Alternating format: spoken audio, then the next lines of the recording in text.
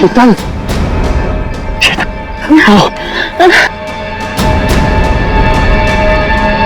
नहीं मानव, अब नहीं चला जा रहा मुझे बस। शीतल थोड़ी सी हिम्मत रखो, हमें कोई ना कोई रास्ता मिल जाएगा। हमें ना इस जंगल में आना ही नहीं चाहिए था। ना एक तो फोन चल रहा है ना कुछ, ऊपर से रात होने से पहले अगर हमें किसी ने ढूंढा नहीं तो। शीतल ऐसा मत सोचो, कोई ना कोई हमें जरूर ढूंढ लेगा। अरे संभालो प्लीज।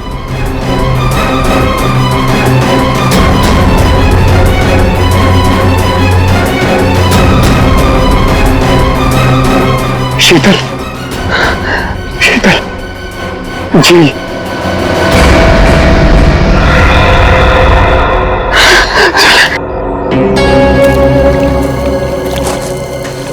अच्छा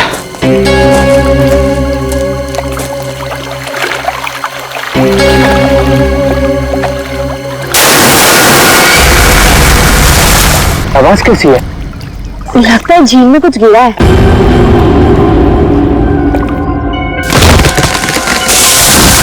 ये दूसरी आवाज कैसी है? ओह माय गॉड, इतने सारे पैसे! मानव, ये सारे तो 1000 रुपए के नोट है। पर ये आ कहां से रहे हैं? अरे छोड़ ना यार, जो भी लक्ष्मी आ रही है सब बटोर के रख ले। बैठ देना फाइट में।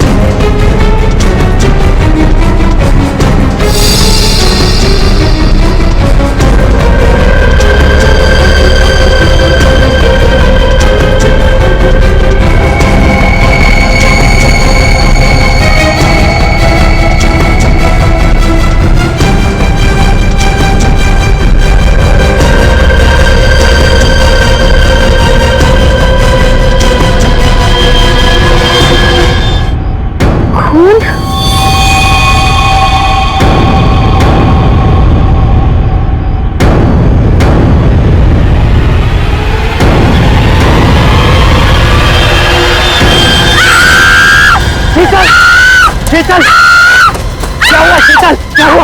क्या हुआ?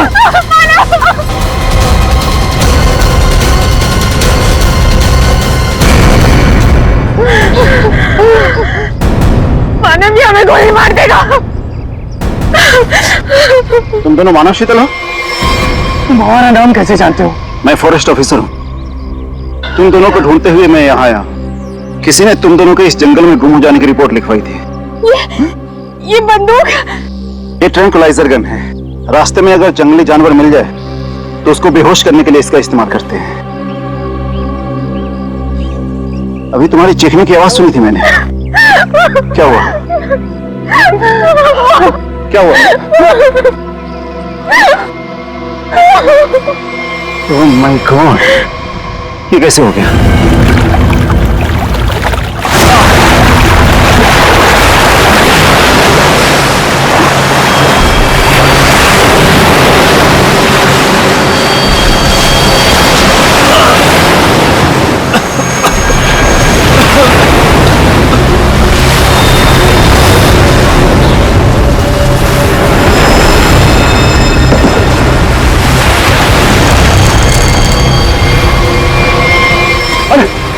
आप ठीक है ना सर?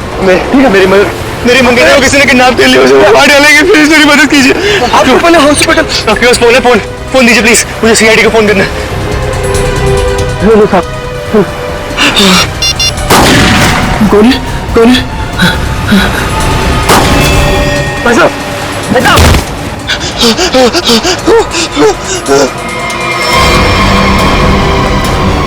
Help help.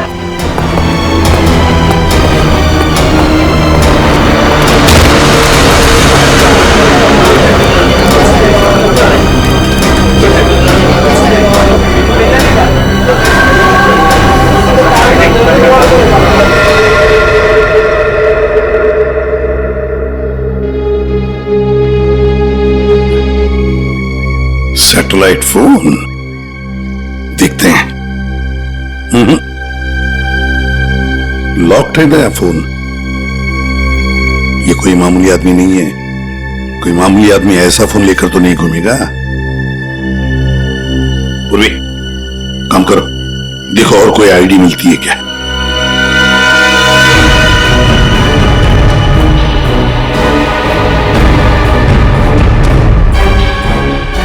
सर, इस तरह से इस पेड़ की टहनियां टूटी है और लाश की जो हालत है, ऐसा लगता है कि लाश काफी ऊपर से नीचे गिरी है। ये बात तो है दया। सर, हम लोगों ने भी ना बहुत जोरों की आवाज सुनी और जब हम लोगों ने यहाँ आके देखा तो ये बॉडी ना उधर पेड़ पे लटकी हुई थी।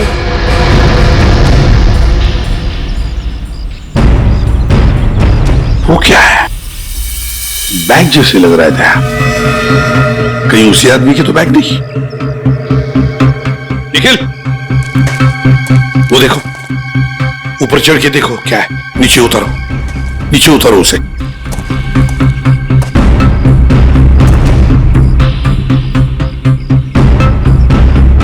सर, यहाँ आसपास कोई बिल्डिंग तो है नहीं, तो क्या ये आदमी आसमान से टपका? तो कहीं ऐसा तो नहीं कि ये किसी हवाई जहाज से नीचे गिरा? लेकिन सर, ये एरिया तो नो फ्लाइंग जोन में आता है। इसके ऊपर से कोई कमर्शियल प्लेन्स भी नहीं उड़ते। हो सकता है कोई हेलीकॉप्टर गया हो ऊपर से, कोई आवाज सुनी चॉपर की। सर, ये एड्रेस मिला है, नाम नहीं, जो उसने मोजे में छुपा के रखा था। है किसका ये? जरा पता लगा किसका एड्रेस है। सर, पूरा बैग खाली है सर। खाली बैग? हाँ सर। ये आदमी खाली बैग लेके क्यों घूम रहा था? हो सकता है इस बैग के अंदर जो कुछ भी था, जिसने भी इस आदमी को ऊपर से फेंका, वो लेकर गया हो। हाँ सारण के, बोल क्या पता चला? बॉस, हाँ, ये कोई मामूली आदमी नहीं है। जरा ये देखो, ये जरा इसके कान के पास ये निशान देखो।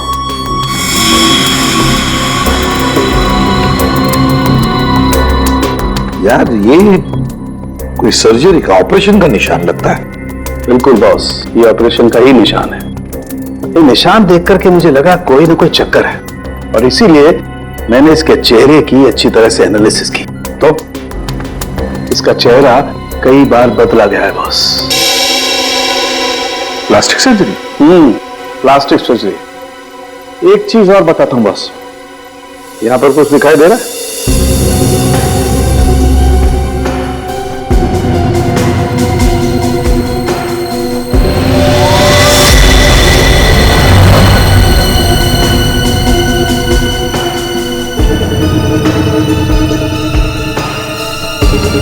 सर, ये क्या है? ये तो कोई सिंबल है, कोई निशान है। नस दबाने पर ही दिखता है। इसलिए हमें निशान वहां नहीं दिखा जहां पे लाश मिली थी। बॉस, ये खास तरीके का ट्रांसमीटर है जो इसकी चमड़ी के अंदर छिपा करके लगाया गया है। कमाल है सर। ये आदमी बार बार अपनी शक्ल बदलता रहा, इसकी कलाई पे ये डिवाइस लगा है, और इसकी मौत ऊपर आसमान से गिरने से हुई है। अच्छी खासी पहली बना हुआ है। सर, इस आदमी के पास में सैटेलाइट फोन को हम डिक्रिप्ट नहीं कर पाए, लेकिन इसके पास से जो कागज पर एड्रेस मिला था वो किसी विशाल नाम के आदमी का है। विशाल? है कौन ये विशाल? इस विशाल के घर जाकर ही पता करना पड़ेगा। सर, थोड़ी देर पहले एक न्यूज आ रही थी, मैंने रिकॉर्ड कर लिया। ये देखिए। आज की ब्रेकिंग न्यूज। आज सुबह एक छोटा प्राइवेट प्लेन दुर्घटनाग्रस्त होकर समुद्र में गिर गया। उस इलाके के कुछ लोगों ने एक आदमी को पैराशूट से नीचे गिरते हुए देखा। नौसेना उस विमान के बारे में पता लगाने की कोशिश कर रही है।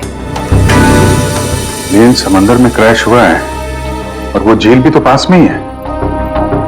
हो सकता है ये आदमी भी उसी प्लेन में हो जिसका एक्सीडेंट हुआ है। किसी ने धक्का वक्का दे दिया हो प्लेन से। सर, जो आदमी प्लेन से कूदा था पैराशूट लेके, हो सकता है उसी ने इस आदमी को धक्का दिया हो प्लेन से। हो सकता है।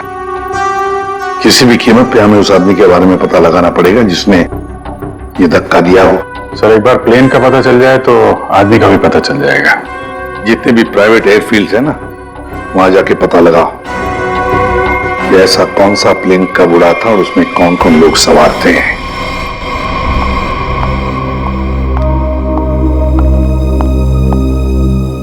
पेशेंट की तबीयत कैसी है अब? सर्जरी तो अच्छी से हो गई है, पेशेंट रिकवरी में है। ओके, और उनकी फैमिली? इसके वॉलेट से इसकी आईडी मिली थी। पेशेंट का नाम विशाल है। इसके घर पर मैंने फोन भी किया था, लेकिन किसी ने उठाया नहीं। आंसरिंग मशीन में मैंने मैसेज छोड़ दिया है कि विशाल हमारे हॉस्पिटल में एडमिट है। डॉक्टर अनिल कहाँ है? उनको बुलाइए, मुझे पेशेंट के बारे में कुछ जरूरी बात करनी है। Okay madam. ये तो अच्छा, उसकी टेलीफोन मशीन से हमें ये पता चल गया कि वो इस हॉस्पिटल में है। सर विशाल जरूर उस आदमी को जानता होगा जिसकी लाश हमें जंगल में मिली थी। एक्सक्यूज मी नर्स, यस, हम सीआईडी से। ओके, ये विशाल नाम का पेशेंट का है। आइए मेरे साथ। अरे ये कैसे निकल गया? यहाँ पे कोई और भी था क्या? एक लेडी डॉक्टर थी, लेकिन मैंने उन्हें पहले कभी यहाँ नहीं देखा। किसी और डॉक्टर को बुलाइए जल्दी।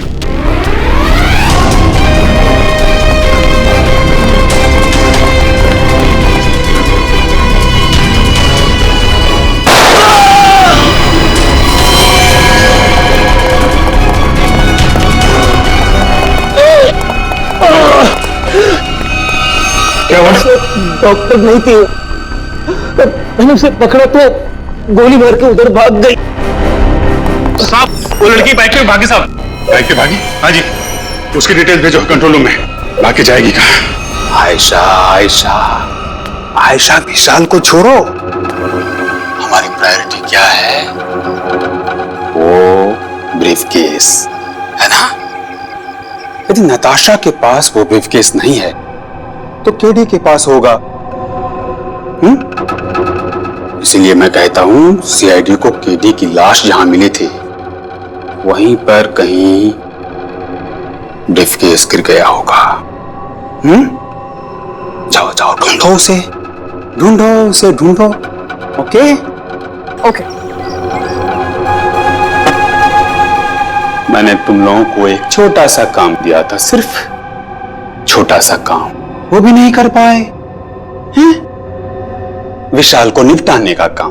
गोली मारने के बाद उसको हमने समुद्र में फेंक दिया था बॉस। हाँ, हमने सोचा वो मर गया होगा।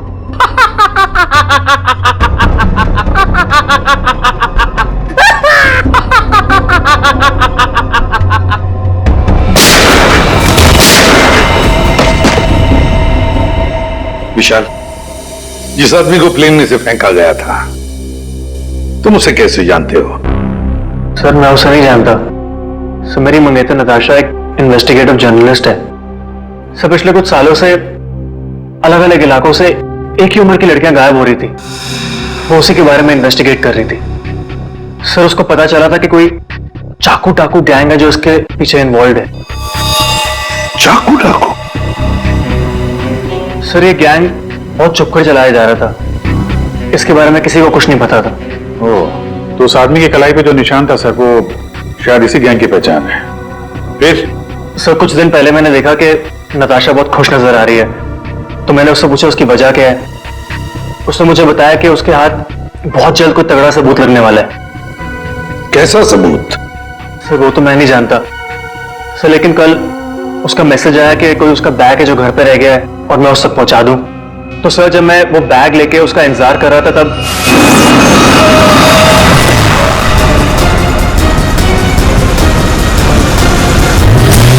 सर वहां से वो लोग मुझे किसी अनजान जगह पे ले गए जहां पे उन बदमाशों ने नताशा को कैद कर रखा था।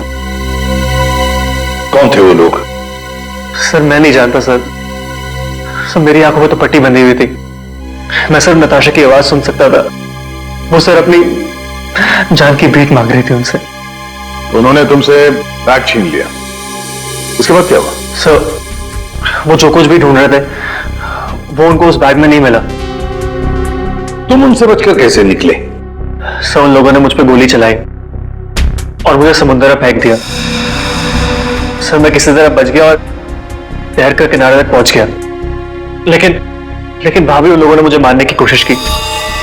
अब ये दया, वो आदमी जो प्लेन में से फेंका गया था वो इन्हीं के गैंग का था। उसके कलाई पर वो निशान भी तो था। हो सकता है कि वो आदमी शायद नताशा को इनके गैंग के बारे में सीक्रेट्स बताने वाला था, वही सबूत जिसके बारे में नताशा जिक्र कर रही थी विशाल के पास। और शायद इसीलिए उसे प्लेन में से फेंक दिया इन लोगों ने और फिर नताशा की जान के पीछे पड़े। क्या हुआ विशाल? विशाल, तुमने फोन पर बताया कि मेरी नताशा को कुछ हो गया? हाँ आंटी, बदमाशों ने नताशा को किडनैप कर लिया। क्या? हाँ, पता नहीं वो भी जिंदा भी हो गया। मैं तुमको मना करती रही ना, फिर भी तुमने मेरी बच्ची को फंसा दिया इन सब में। प्लीज प्लीज सर, मेरी बच्ची को बचा लीजिए सर। मेरे पति भी एक पुलिस ऑफिसर थे और सर उन्होंने जिंदगी अपने देश के लिए कुर्बान कर दी। मैं अपना पति खो चुकी हूँ। इस चाकू डाकू गैंग तक पहुंचने के लिए हमें पहले वहां पहुंचना होगा जहां पर विशाल और नताशा को बंदी बना के रखा था।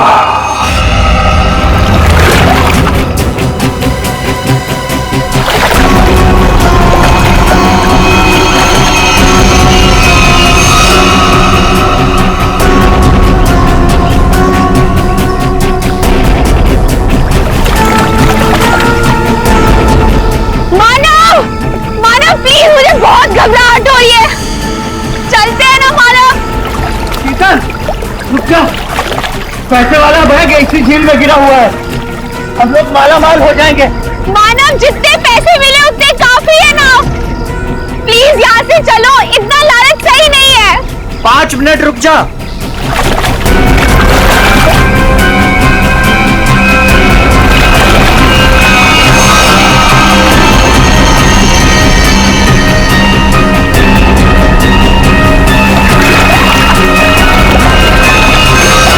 मिल गया।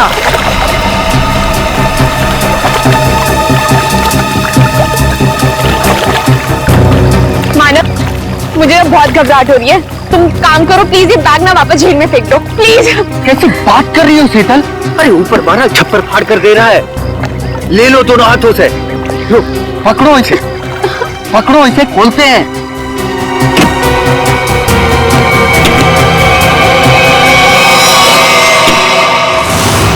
थैंक यू जो तुमने मेरे लिए बैग ढूंढ लिया।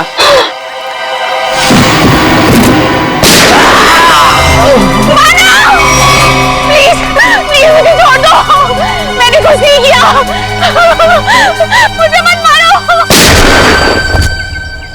सर, मैं इस मामले में आप लोगों की कोई मदद नहीं कर सकता, क्योंकि पिछले कई दिनों से हमारी एक भी प्लेन किराए पे नहीं गई। झूठ बोल रहे हो तुम। एयर ट्रैफिक कंट्रोल से हमने सब कुछ पता कर लिया। समझे?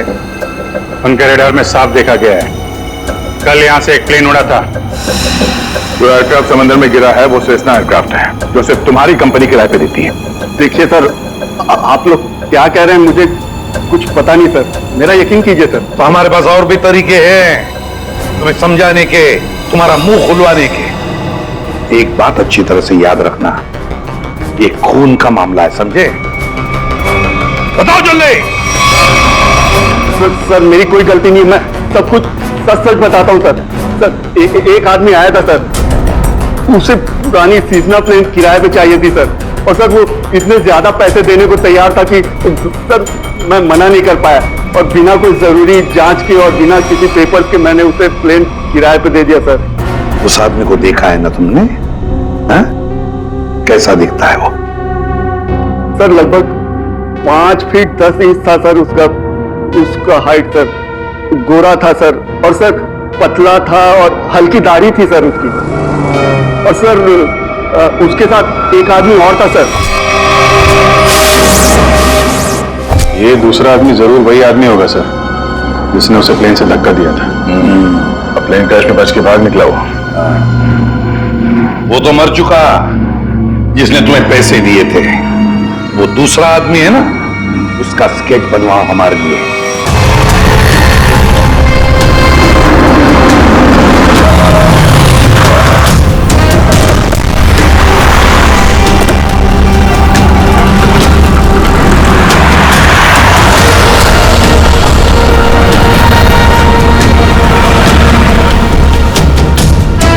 सर बस यही खड़ा था बस मैं। यहीं पर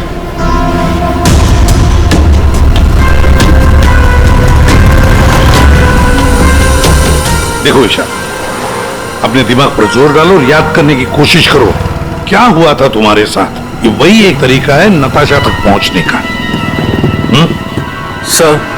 सर मेरा आंखों में पट्टी बंधी हुई थी। मुझे बिल्कुल आइडिया नहीं कि वो लोग मुझे कहाँ ले गए थे।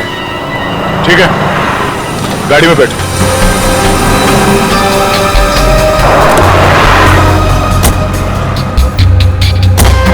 देखो ईशा, तुम्हारे आंखों पर पट्टी बंधी थी, है ना?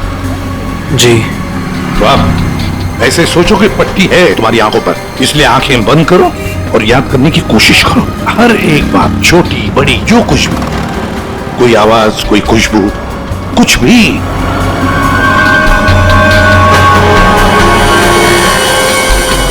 सर याद आया, जब मुझे गाड़ी में बिठाया उसके बाद गाड़ी बहुत देर तक सीधी चल रही थी। गाड़ी कहीं भी नहीं मुड़ी थी।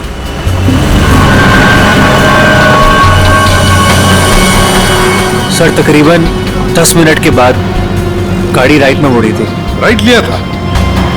सर यहां से थोड़ी दूर जाने के बाद एक राइट टर्न तो है, ले लेते हैं। और क्या याद आता है?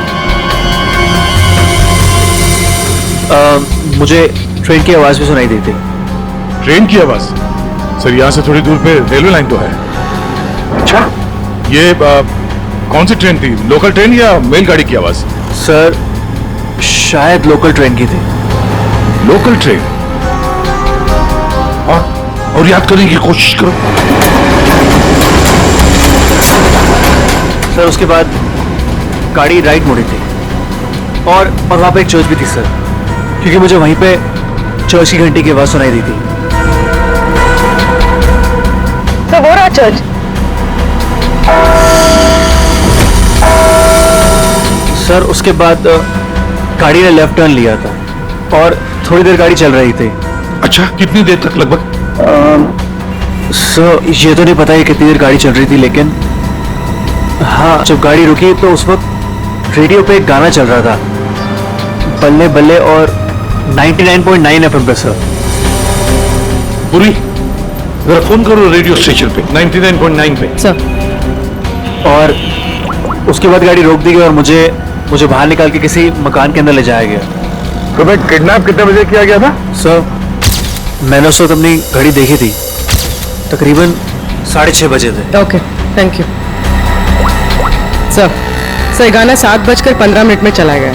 7:15 बजे गाना बजा, दया 6:30 बजे इसका किडनैप हुआ, 7 बजे इसने चर्च की बेल सुनी और 7:15 बजे इसने 99.9 FM पर गाना सुना, बल्ले बल्ले। तो इसका मतलब है चर्च से लेकर 15 मिनट की दूरी पर वो घर होना चाहिए।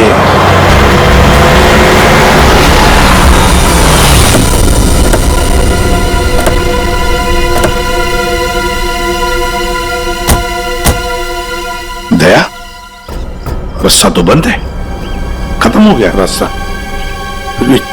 चर्च से 15 मिनट की दूरी पर यही एक घर है। लगता है विशाल और नताशा को यहीं पे बंद करके रखा था। चलो अंदर घुस के देखते हैं।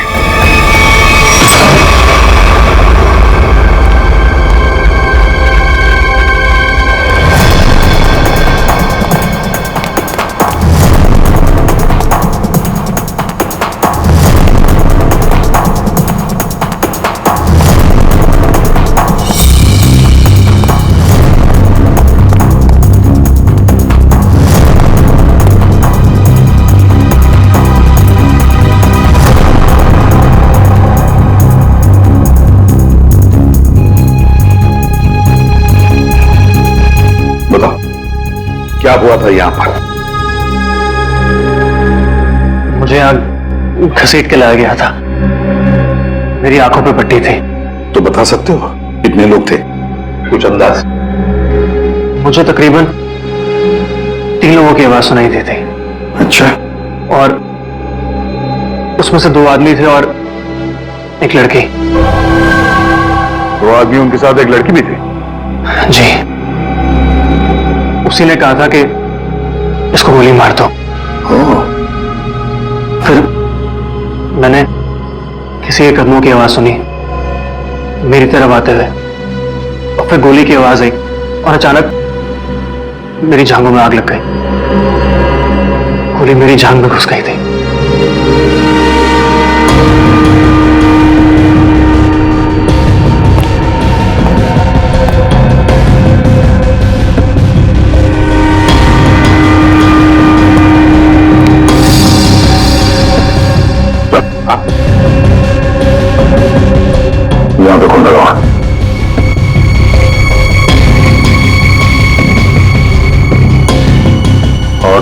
बॉस कहीं कुछ दिख नहीं रहा सर। विशाल, जब तुम्हें वो यहां पे ले आ रहे थे तब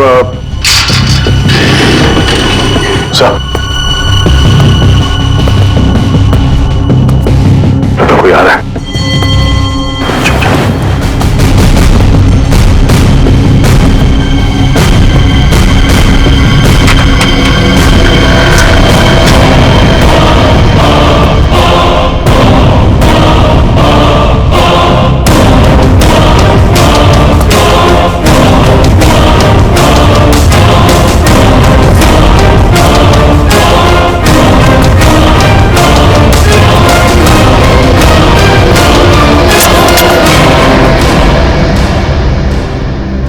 मेरे पास गन नहीं है। गन नहीं है तो फिर यहां क्या करने आए हो? किसी को ढूंढ रहा हूं। किसे ढूंढ रहा? एक लड़की को। वो लड़की तुम्हें यहीं मिलेगी, ये तुम्हें कैसे मालूम? पिछली बार वो मुझसे यही मिली थी। जरा तुम्हारी शक्ल तो देखें।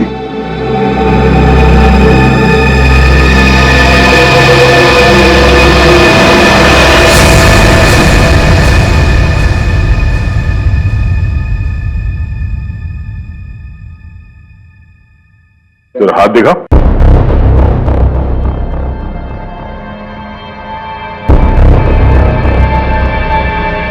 तुम जो सोच रहे हो मैं वो नहीं हूं। मैं चाकू डाकू गैंग का नहीं हूं।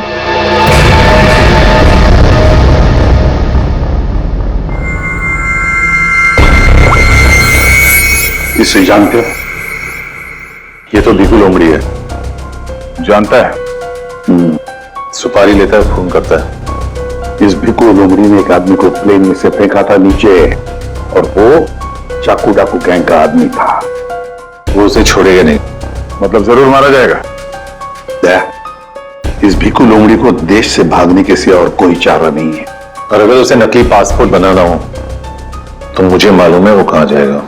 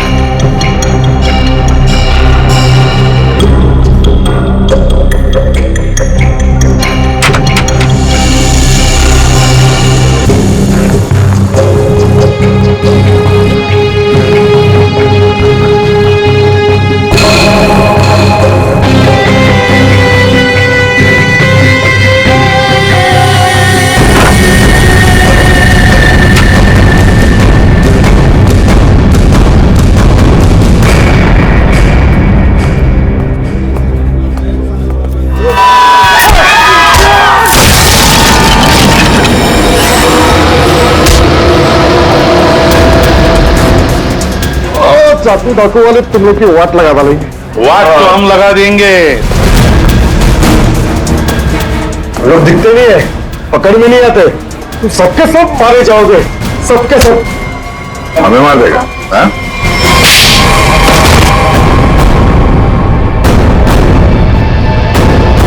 बता, चाकू डाकू कहां मिलेगा? आज शाम को एक मीटिंग है। सर, आप अपने ऑपरेशन को अंजाम दीजिए। मैं अपने मंजिल की ओर बढ़ता हूं। बहुत खुशी हुई तुमसे मिलकर। Wish you all the best, Rocky handsome. Thank you sir.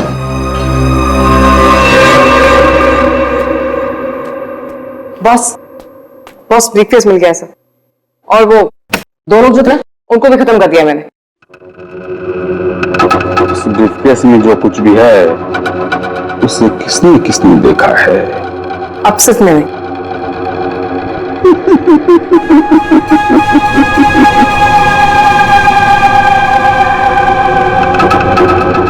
तुम बड़ी प्यारी हो आयशा, बड़ी अच्छी हो तुम।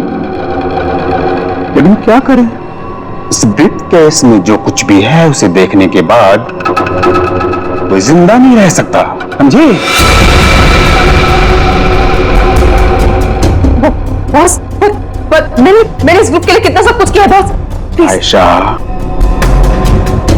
हमारे ग्रुप का हेड कौन है ये मेरे सिवाय कोई नहीं जान सकता। नहीं बॉस प्लीज, नहीं boss please, please boss, boss please नहीं आता है बॉस, बॉस।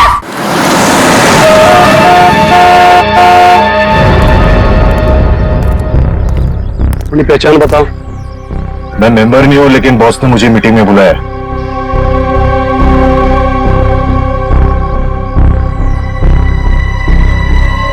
भेज दो। ठीक है बॉस।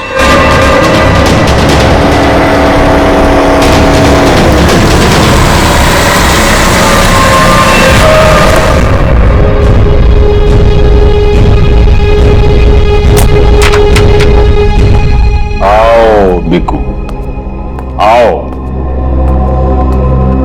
शाबाश,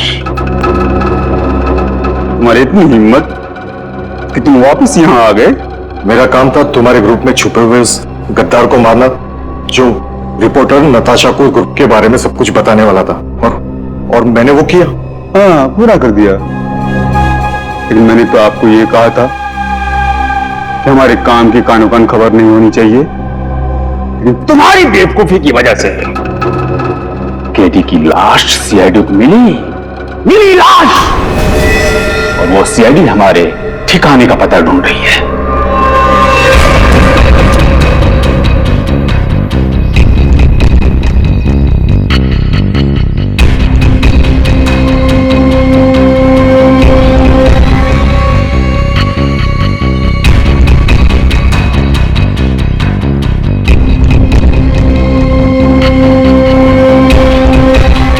मैंने सारा काम चुपचाप ही तो किया था। सबसे पहले मैंने केडी का भरोसा जीता, उसे कहा कि यहां से भागने में मैं उसकी मदद करूंगा।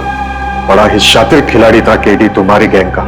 अरे बड़ी मुश्किल से मैंने उसे प्लेन से बाहर फेंका, जानते हो? और तुमने ब्रीफ कैसे बाहर फेंक दिया? भला हो आयशा का कि ब्रीफ केस लेकर वापस आई। सजा तो मिलेगी इस गलती की, सजाए मौत।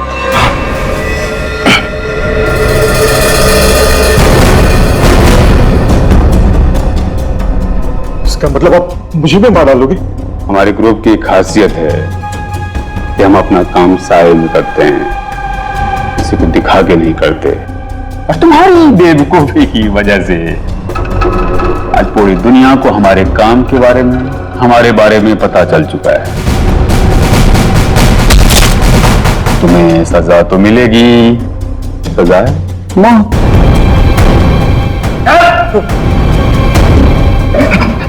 एक मिनट, मेरे पास कुछ है तुम्हारे लिए। मेरे लिए? बताओ बताओ बताओ। सीआईडी यहीं पर ही है।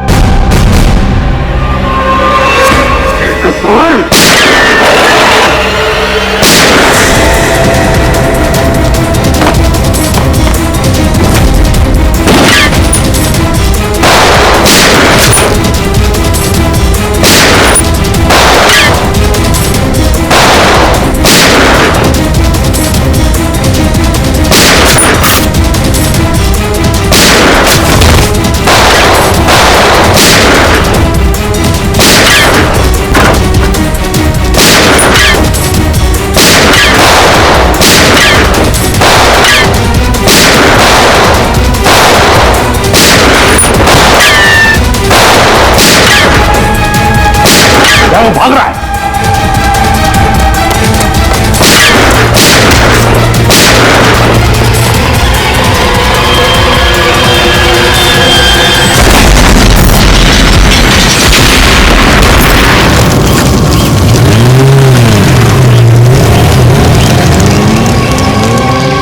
सब कुछ खाक हो गया था सर।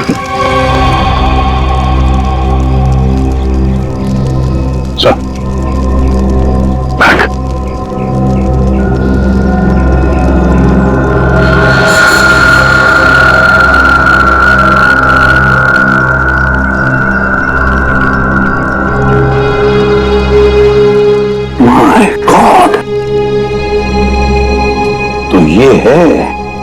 चाकू डाकू गैंग का लीडर।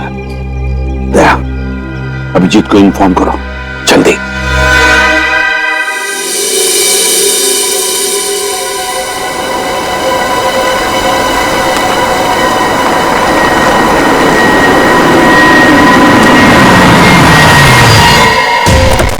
चल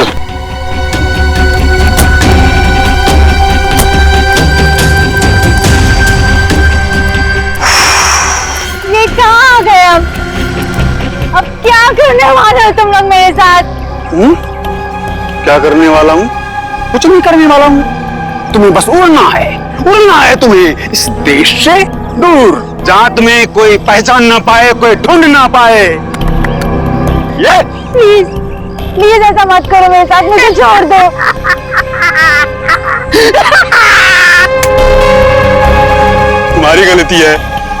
तुम्हारी गलती है।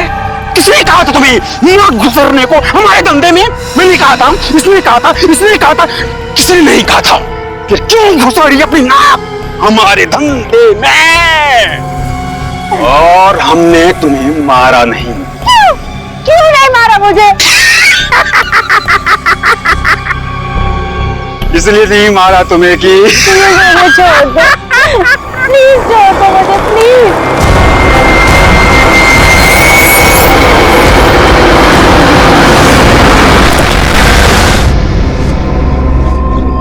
चलो हेलो बोलो। हमारे ऑर्गेनाइजेशन के हेड से हेलो बोलो।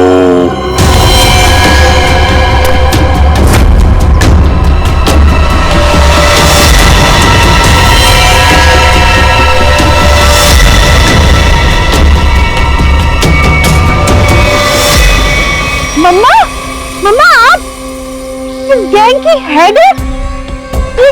ये कैसे कर सकती है आप? मैंने मना किया था ना तुमको इन सब चीजों से दूर रहना, लेकिन तुम देशभक्त बाप की बेटी हो, इतनी आसानी से कैसे मान जाती? लेकिन अब तुम जो देख रही हो वही सच्चाई है, और इसे जितना जल्दी मान लोगी उतना अच्छा है। क्यों मम्मा, क्यों किया आपने ऐसा? अकेली कब तक तकलीफें झेलती, कैसे बड़ा करती तुझे? आज कम से कम शान से तुम सबको कह सकती हो कि मेरी माँ ने अकेले अपने दम पर करोड़ों का कारोबार खड़ा किया है। तो यही वो वजह थी जिसके लिए मैं अब तक जिंदा हूँ। तू मेरी बेटी है, तुझे कैसे कोई कुछ कर सकता था? अब तुम मेरे साथ एक दूसरी कंट्री में एक नई जिंदगी की शुरुआत करोगी। प्लीज छोड़ दो। सीआईडी ढूंढ दो सबको।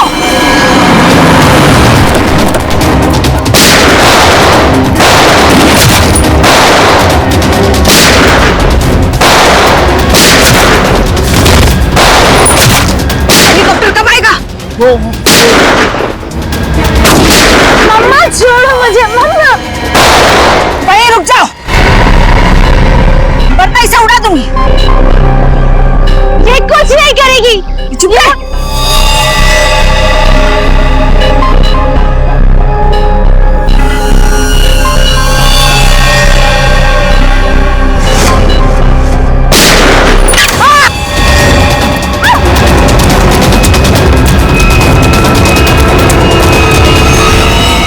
नाटक तो बहुत अच्छा करते हैं आप, अब जरा इनके नाटक से पर्दा गिरा दो। अपनी बेटी को किडनैप किया तुमने। बिजनेस में कोई रिश्ता नहीं होता है। कमाल है। और जिन जिन लड़कियों को किडनैप किया उनका क्या किया तुमने? नर्क में जी रही थी सबको जन्नत पहुंचाया मैंने। अब जन्नत वाले खुश, वो खुश और मैं भी खुश। इतने लोगों को खुशियां देना गलत कैसे हो सकता है? हजारों मासूम लड़कियों की जिंदगी तबाह की है तुमने, और न जाने कितने मासूम लोगों को मरवा दिया। तुमने जो कुछ भी किया है कानून उसकी कड़ी से कड़ी सजा देगा। अब जेल की सलाखों के पीछे बैठ के खुश होती रहना जब तक फांसी का ऑर्डर नहीं आ जाता।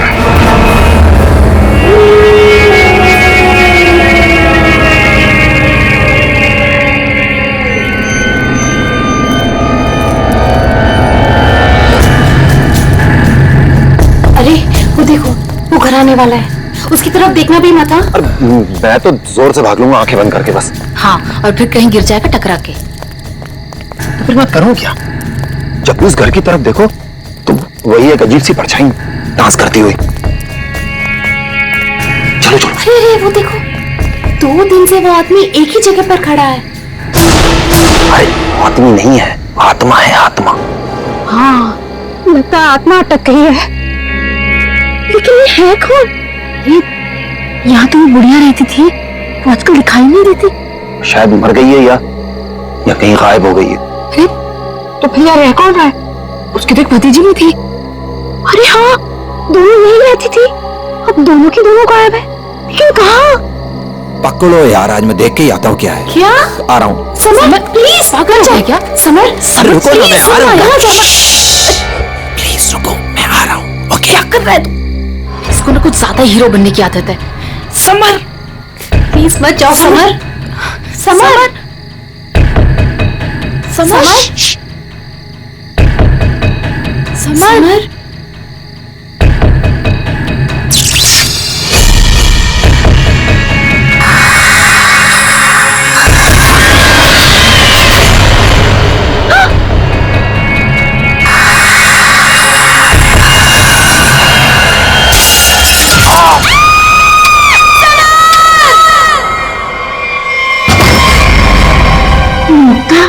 क्या हुआ बेटा? हमने वो गूंज महल वाला रास्ता पकड़ा था और वो बेवकूफ समर तो महल के अंदर चला गया था। अरे पर तुम लोग उस रास्ते गए क्यों? सबर तो ठीक है ना माँ? किसी ने अंदर से उस पे फूलदान फेंक कर मारा, हम लोग भागकर वहां से आ गए। मैंने गिनी और सबर को बोल दिया कि अब से हम उस रास्ते से कभी नहीं जाएंगे। अच्छा किया बेटा, गूंज महल से दूर रहना ही अच्छा है। आ गए? अरे कहाँ दिन भर आवारागर्दी करता फिरता है तू? भैया घर की हालत देखो क्या हो गई है। माँ की बीमारी की वजह से लोन लेने की नौबत आ गई है। ऐसे फालतू घूमने से अच्छा कोई नौकरी क्यों नहीं ढूंढ लेते? नौकरी मिल गई है मुझे। अच्छा? कौन सी बेटा, कहाँ नौकरी मिली तुझे? भैया कहाँ मिली है नौकरी? जवाब दो। गूंज महल में। ए, तुझे पता है तू क्या बोल रहा है? अरे गूंज महल में जो बुढ़िया रहती है वो मर चुकी है और उसकी भतीजी का भी कुछ अता पता नहीं है। बेटा वहां पे तो आत्माएं रहती है और तू ऐसी जगह पे जाके नौकरी करेगा? नहीं नहीं, मुझे वहां जाने की कोई जरूरत नहीं है। नहीं, तू वहां नहीं जाएगा। माँ, वो बुढ़िया मरी नहीं है और उसी की भतीजी को पियानो सिखा रहा हूं मैं। 50,000 रुपए दे रहे महीने के।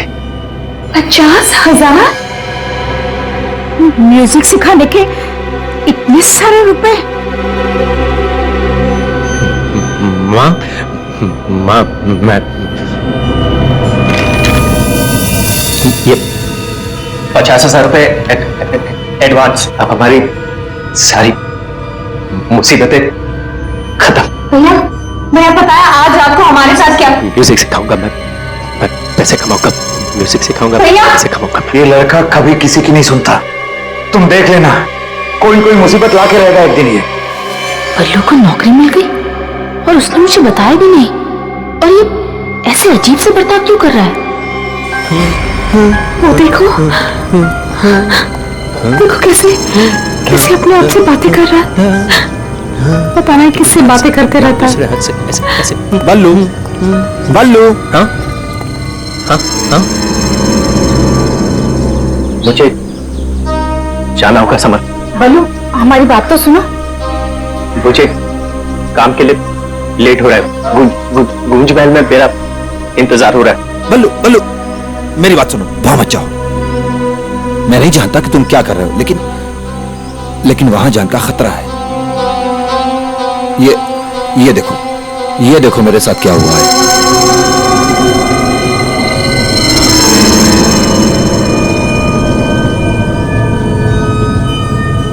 क्या हुआ? कल गूंज महल में एक औरत ने मुझ पर हमला किया। नहीं, ऐसा नहीं हो सकता। वहां तो सरिता आंटी और उनकी भतीजी ईशा रहती है। वो बहुत अच्छे लोग हैं, ऐसा नहीं कर सकते। लेट हो रहा है, मुझे जाना होगा। अरे भैया मत जाओ, वहाँ खतरा है भैया।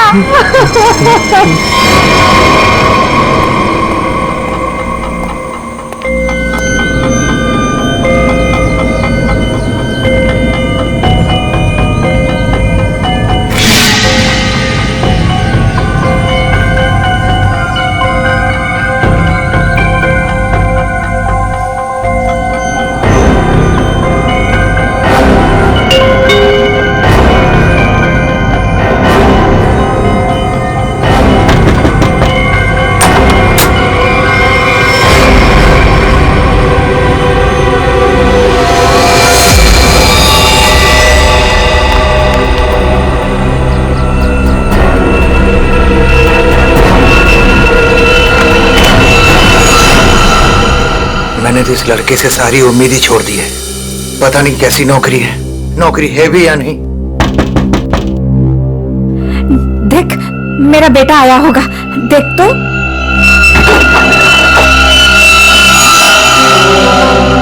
भैया भैया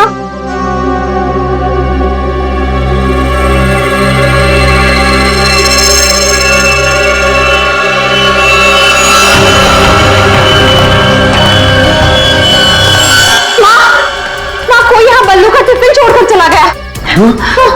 बल्लू को कुछ हुआ तो नहीं ना?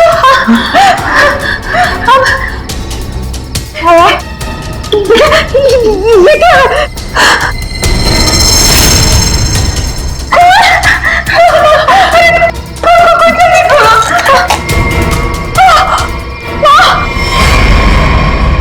ये है वो गूंज महल जहाँ पे आपका बेटा बलविंदर यानी बल्लू कल आया था और उसके बाद से वो वापस नहीं आया।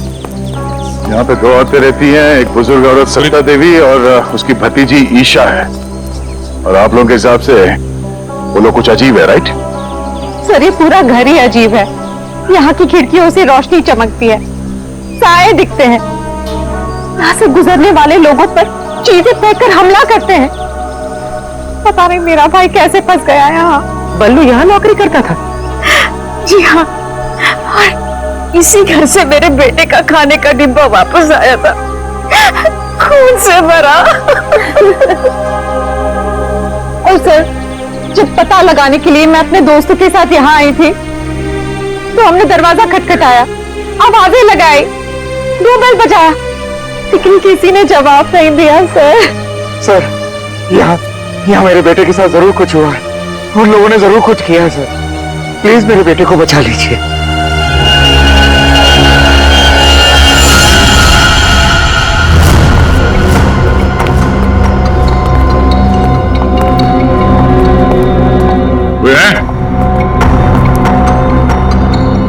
क्या तो कोई दिख नहीं रहा? आत्मा कहां दिखाई देती है सर, सीधी अटैक करती है। सर यहाँ पर बल्लू, सरिता और ईशा, इनमें से कोई होना ही चाहिए। सरिता जी हैं भी या नहीं किसी को कुछ नहीं पता सर। लोग तो यहाँ तक कह रहे हैं कि सरिता जी की मौत हो चुकी है। यहाँ हुआ तो है कुछ।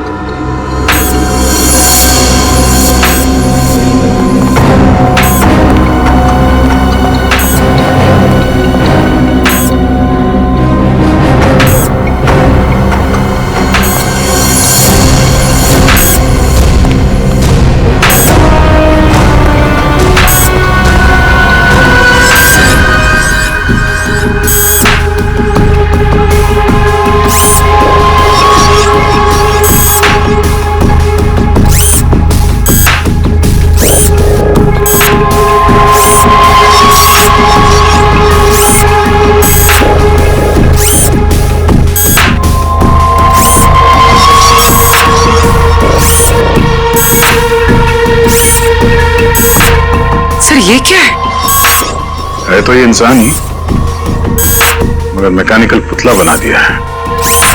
खुद ताली बजा रहा है।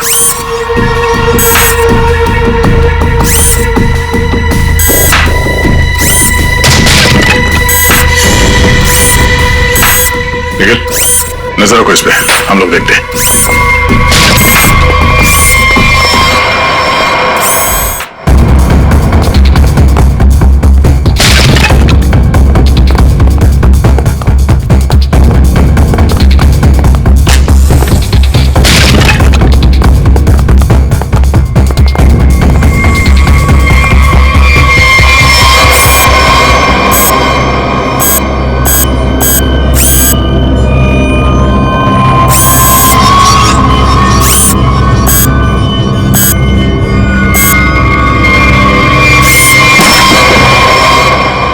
ये क्या है?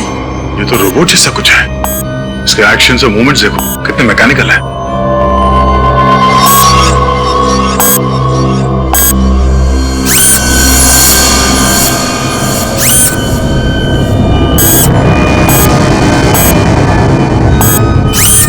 सर ये यहाँ आए कैसे और इन्हें रोकेंगे कैसे? अभी से तो टेक्निकली रोका जा सकता है। ये क्या है? बोली नजर रखना इसमें।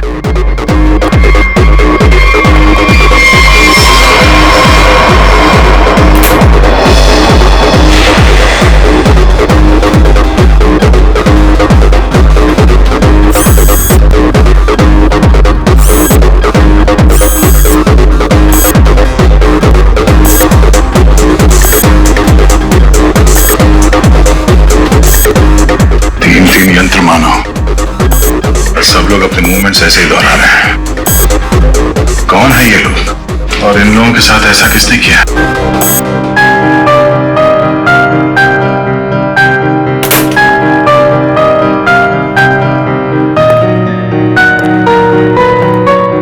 बलवंत,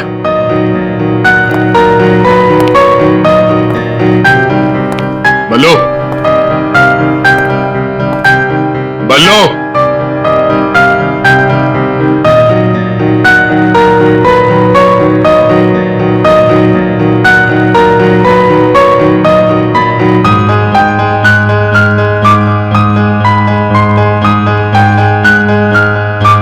बात नहीं करनी।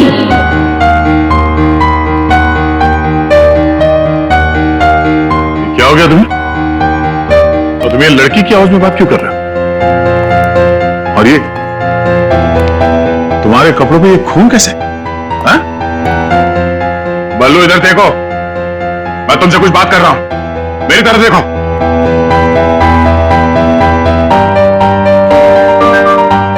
मैंने कहा ना, बात नहीं करनी। पियानो बजाते वक्त मैं किसी से बात नहीं करती। मुझे गुस्सा आता है और फिर मैं सबको मार देती हूँ, मार देती हूँ।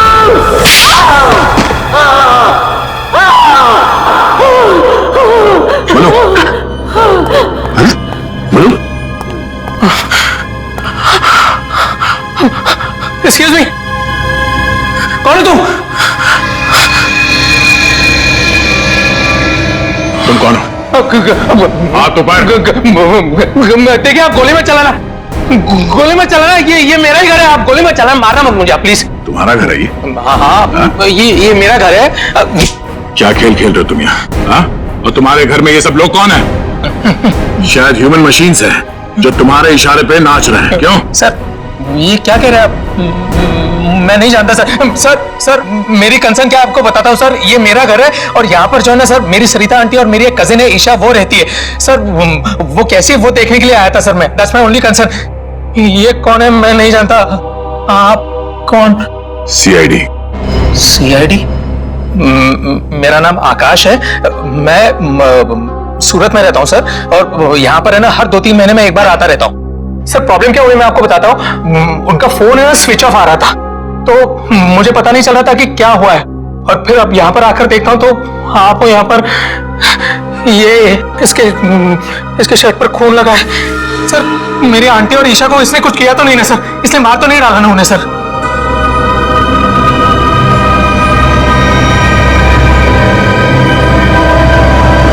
बल्लू,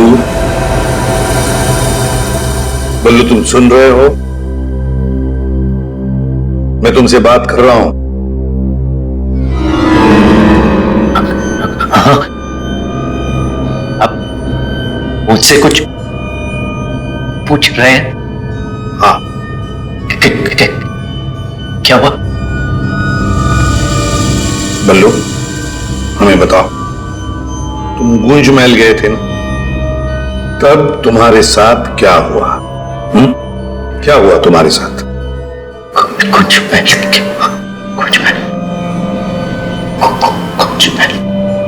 तुम ईशा को म्यूजिक सिखाने गए थे ना वहां पे? वहां पे क्या हुआ था? सरिता और ईशा कहाँ हैं?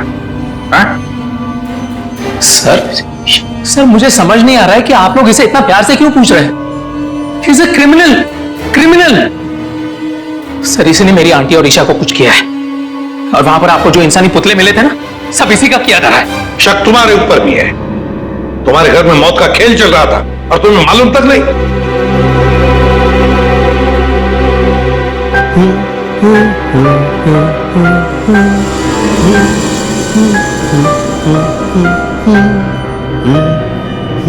सचिन, वो फोटोग्राफ दिखाओ।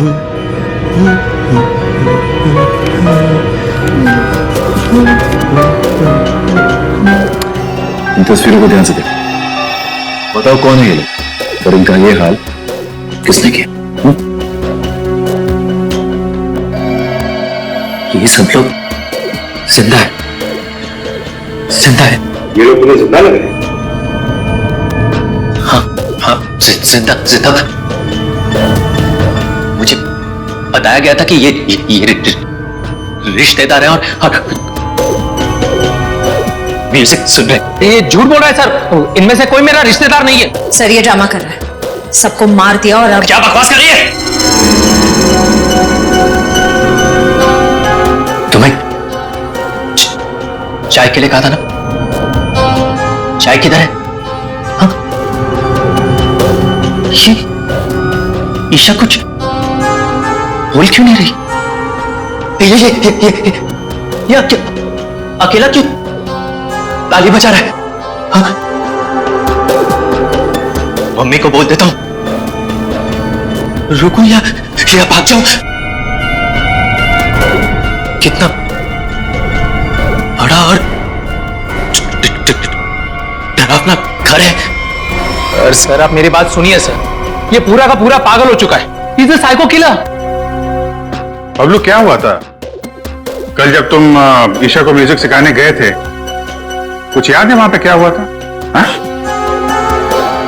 क्या हुआ था वहां पे? चाय चाय पिलाई थी उसने। हाँ बराबर। चाय चाय चाय। तो फिर ईशा कहां गई?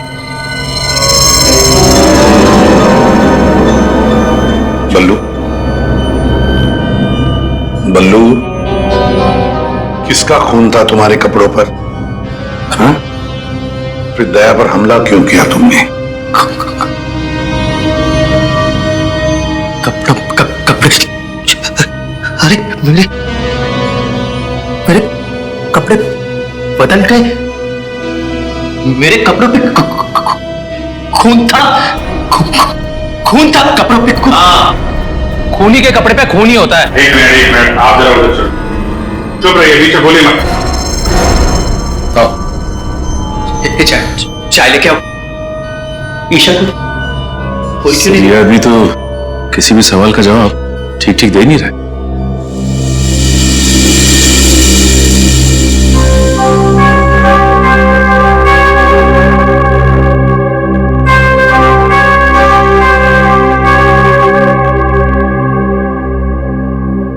अभिजीत, इस बल्लू की मेडिकल जांच करवाते हैं, पता तो चले ड्रामा कर रहा है या वाकई इसके दिमाग के साथ कोई प्रॉब्लम है।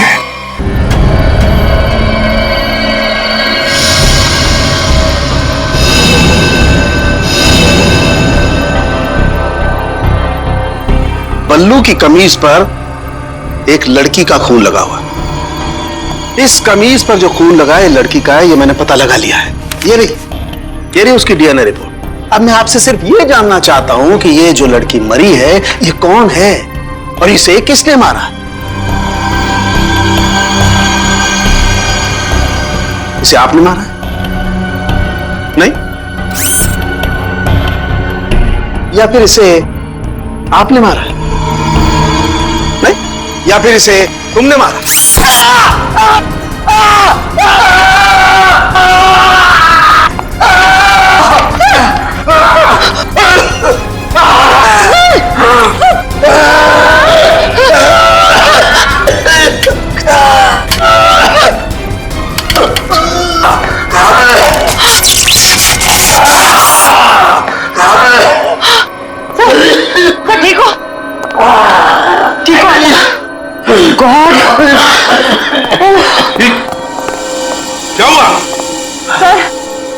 दूल्हे के हाथों में सर की गर्दन अटक गई थी। बहुत जल्दी छुड़ गए। हाँ, छोड़ दिया, बहुत जल्दी छोड़ दिया, क्योंकि ये पुतले ना तो मशीन है, ना ये पुतले पूरी तरह से इंसान है। तो फिर ये कि ये टैक्सीडर्मी और रोबोटिक का मिला जुला रूप है। सर, ये टैक्सीडर्मी और रोबोटिक्स क्या होता है? पंकज, टैक्सीडर्मी एक कला है जिसमें जानवरों की खाल को एक खास किस्म के केमिकल में प्रिजर्व करके उनमें भूसा भर करके उनको एक आकार दिया जाता है। इन तीनों के साथ भी ऐसा ही किया गया है। इंसान की खाल को केमिकल में प्रिजर्व करके लकड़ी के पुतलों पर चढ़ाया गया है। लेकिन सर, ये सब करना तो गैर कानूनी। उन्हें गैर कानूनी काम ही तो करता है। यार सालुंखे, ये इंसान तो नहीं है, फिर भी ये ताली कैसे बजाते हैं, हमला कैसे करते हैं? इन तीनों के दिमाग में एक मशीन फिट कर दी गई है।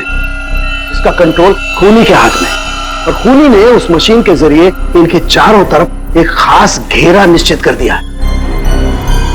कोई भी इंसान उस घेरे के अंदर आकर के कोई मूवमेंट करता है, ये चालू हो जाते हैं, अपना काम करने लगते हैं।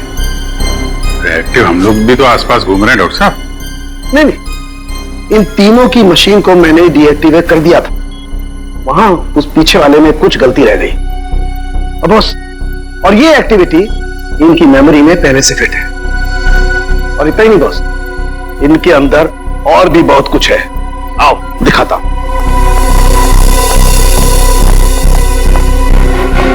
ये देखो, लकड़ी का बुरादा, कॉटन, और उसके ऊपर इंसान की चमड़ी।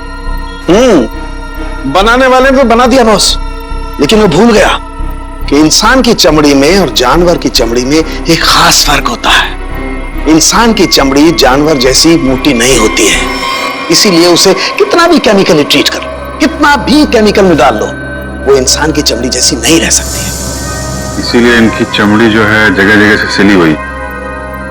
फिर भी दिख नहीं रही है। और दूसरी बात, ये सारी चमड़ियां ज्यादा पुरानी नहीं है, बस कुछ ही दिन पहले इन्हें मारकर निकाला गया है। पर उस घर का तो कोना कोना छान मारा गया था। एक भी ऐसी लाश नहीं मिली जिसकी खाल उधेड़ दी गई हो। वो कहीं और बनाता है ये ह्यूमनॉइड, अपने घर पर नहीं। तीनों की कोई मिसिंग रिपोर्ट नहीं है, कोई आईडी वगैरह नहीं मिली। है कौन ये लोग? तारिका जी, ये जो कपड़े पहने थे इन लोगों ने, उनसे कुछ पता चला आपको? कुछ खास नहीं, तीनों के कपड़े से बस एक लेबल मिला है, किसी टीएल टेलर का लेबल है। TL Taylor?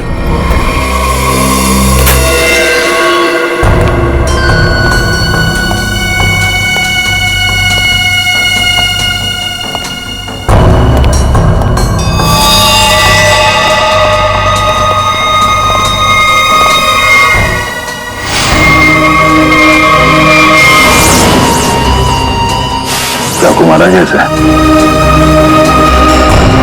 तो बल्लू के कपड़े पे जो खून के छिटे थे, कहीं इस लड़की के तो नहीं? ये तो बल्लू ही बताएगा। मुंजी, असली बात यह है कि गूंज महल में से एक लाश मिली हमें, एक लड़की की लाश। ये है वो लड़की। क्या आप जानते हैं इसे? किन्नी है ये, मेरे बेटे की दोस्त। ये मर गई क्या? तो ये बल्लू उस लड़की को जानता था सर? और मोहन जी, बल्लू के कपड़ों पर गिनी का खून है। मोहन जी, आप प्लीज थोड़ा वेट करिए, हम आपको बुलाते हैं। एसीपी सर, मैंने बल्लू की सारी रिपोर्ट्स पढ़ ली हैं। डॉक्टर सालुंखे से भी बात हुई मेरी। बलवंत के खून में ऐसे ड्रग्स हैं जिससे इंसान सच और झूठ के सपने के अंतर को नहीं समझ पाता। उसे उस वक्त जो कहा जाए उसे वही सच लगता है। तो क्या डॉक्टर साहब, ये बलवंत ड्रग के इन्फ्लुएंस में किसी को मार भी सकता है? जी, ऐसा हो भी सकता है और नहीं भी। हमने बलवंत को कुछ मेडिसिन्स दी हैं। आधी बेहोशी की हालत में हम बलवंत के दिमाग के माध्यम से वापस गूंज महल जाएंगे। क्या तुम मुझे सुन पा रहे हो बल्लू? हाँ, गुड। अब एक काम करो, अपनी आंखें बंद करो और ठीक उसी तरह वापस गूंज महल जाओ जैसे तुम पहली बार गए थे।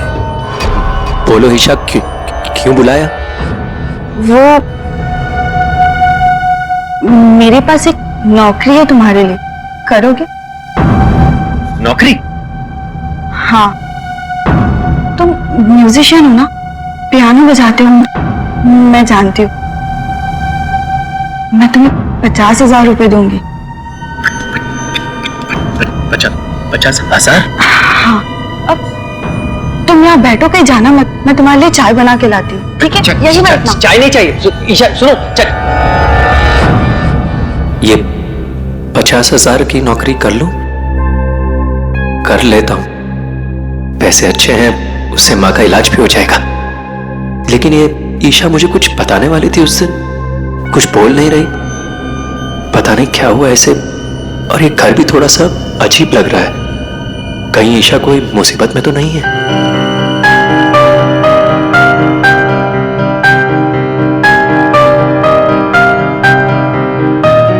शायद यही ईशा की आंटी है, Sarita ji. Excuse me ma'am. Hello. अच्छी क्यों है?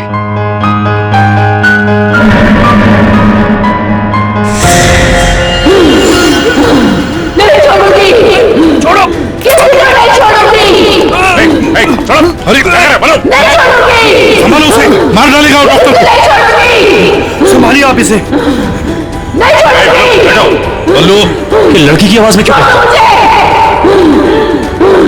छोड़ो मुझे। डॉक्टर साहब, नहीं छोड़ूंगी। पकड़िए आप इसे। किसी को नहीं छोड़ूंगी।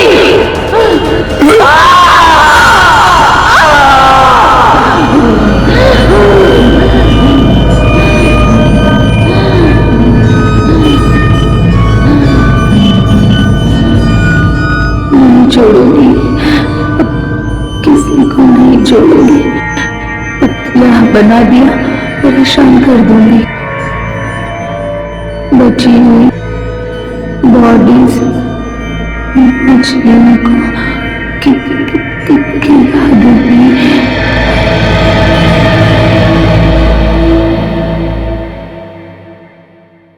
डॉक्टर साहब, क्या हुआ क्या है इसे? हाँ? ये से अचानक से औरत की आवाज में क्यों बात करता है? जब तक बल्लू पियानो तक नहीं पहुंचा था तब तक ये ठीक था, लेकिन जैसे ही इसके दिमाग में पियानो की आवाज सुनाई दी, ये कोई और बन गया। आपके कहने का मतलब है कि पियानो की आवाज सुनते ही ये बल्लू अपने आप को खूनी औरत समझने लगता है।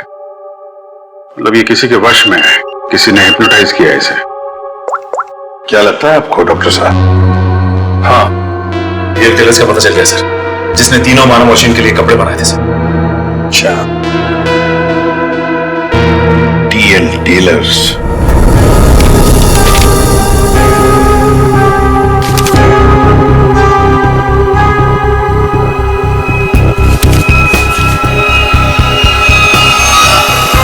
सब्जी? हाँ, अभी आया। देखिए सर, ये ऑर्डर एलपी प्रोडक्शन का है। 19 दिसंबर 2015 को कपड़ा दिया था और 1 जनवरी 2016 को 5 कॉस्ट्यूम और नाप भी है, और ऑर्डर देने वाली का नाम भी है, रॉबी का, और फोन नंबर भी है सर। 91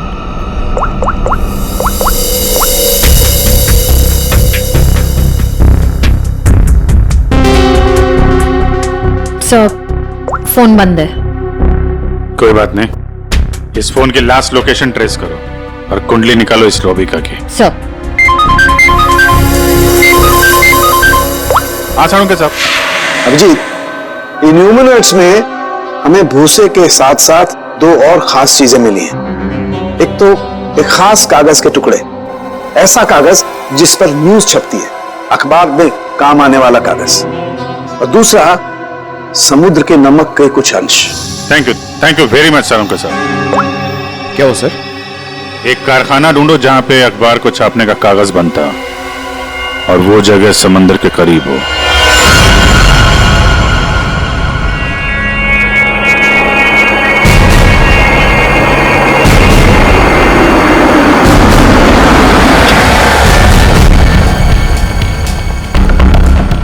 समंदर के किनारे पेपर मिल,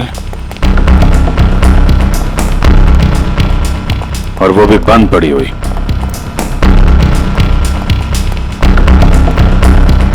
सर यहाँ पे ये पेपर और ये पेड़ की छाल और वहां पर कपड़े, यहाँ तो हर वो चीज मौजूद है जो मानव मशीन के अंदर भरी गई है। सर हो सकता है उस क्रिमिनल के काम करने की जगह यही हो जहां वो पुतले बनाता था। क्या पता वो अभी भी कहीं आसपास ही हो। मगर वो जगह कहाँ है? यहाँ तो सिर्फ पुतले में भरने का सामान है ना। वो टैक्सी डमी की जगह और वो रोबोट बनाने की जगह वो कहाँ है? पुतलों में भरने का सामान यहाँ है तो वो जगह भी यहीं कहीं होगी। ढूंढो।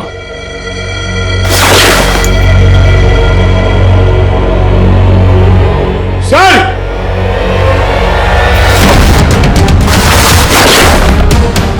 सर! माय गॉड,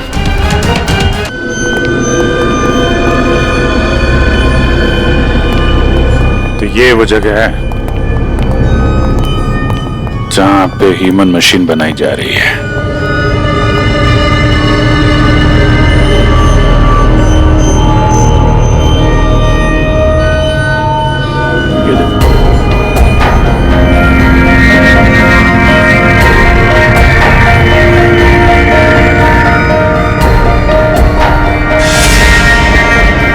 पूरा मैकेनिज्म है यहाँ पे।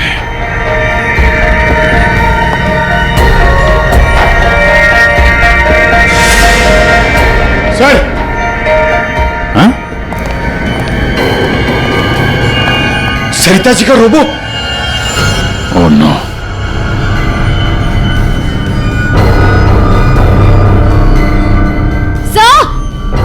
सर जल्दी आइए।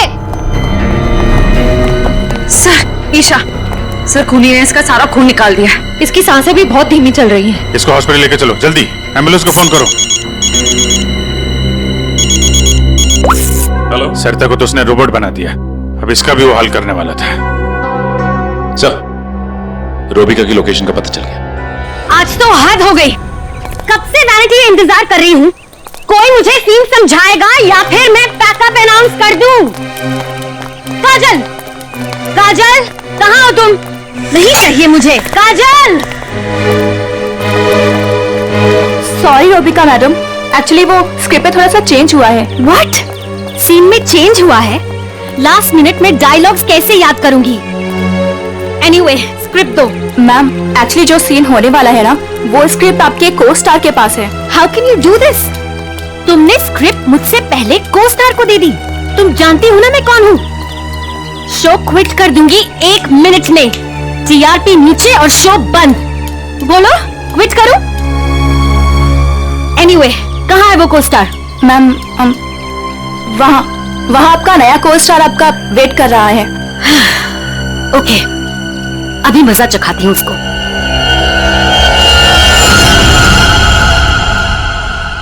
Hello,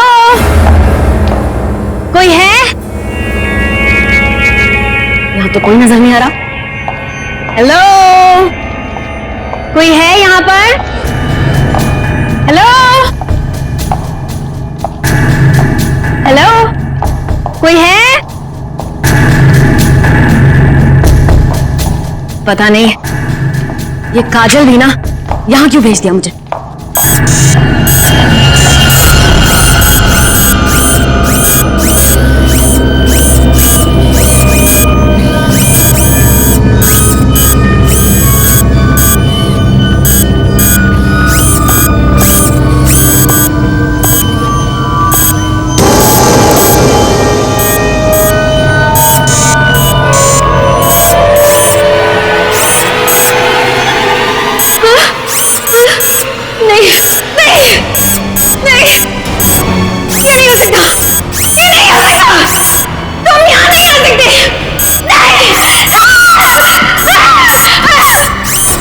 hello miss Rubika.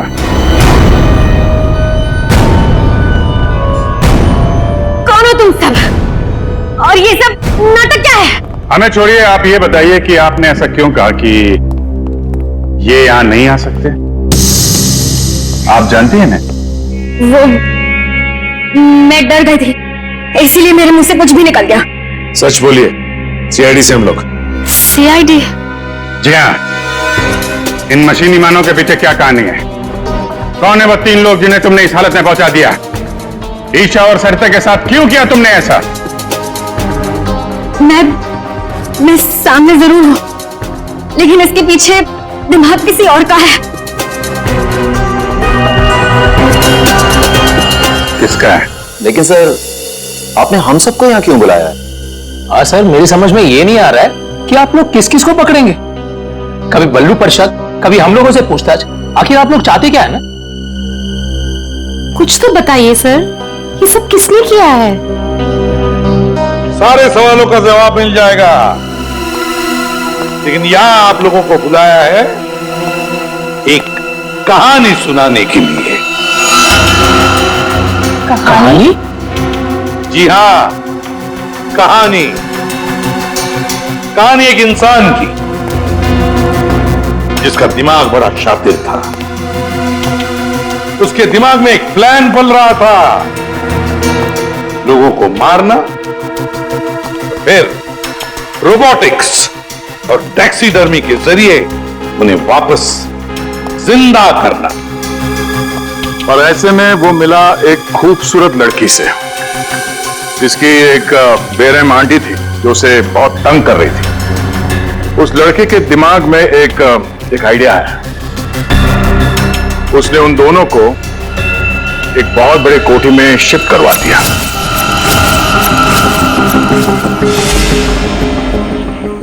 Thank you so much. और फिर उस लड़के ने उस सुंदर सी लड़की को पहला झटका दे दिया। लड़की की आंटी बन गई इस लड़के का पहला कामयाब आविष्कार।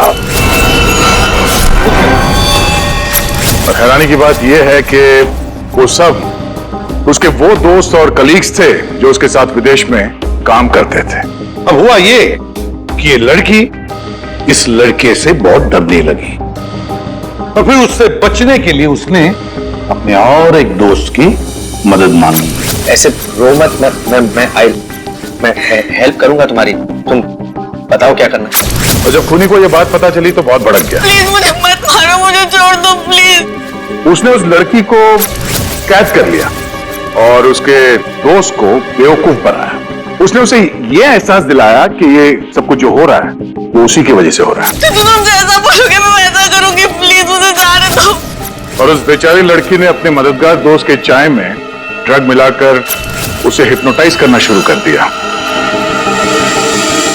मैं जैसा बोलूंगी तुम वैसा ही करोगे, मेरी हर बात मानोगे तुम, है ना?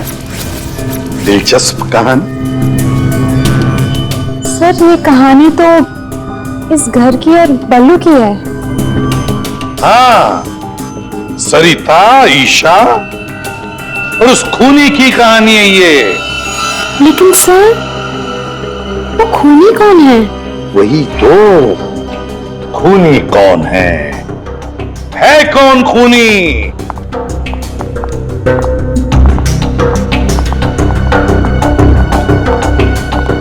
कहां फंसा दिया तुमने मुझे? तुमने तो कहा था कि ये कोई एक्सपेरिमेंट है,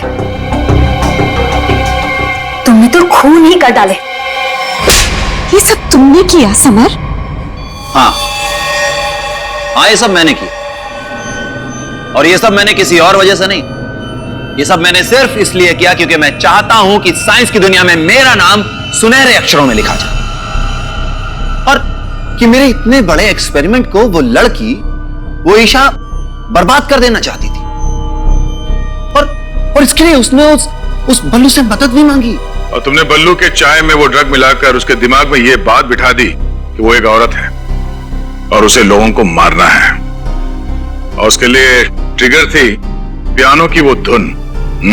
बल्लू को लगभग मेरा पूरा राज पता चल चुका था, ठीक है, और गिन्नी को पड़ी हुई थी बल्लू को बचाने की। तो अपने एक्सपेरिमेंट को बचाने के लिए मुझे को दोनों को मारना ही था।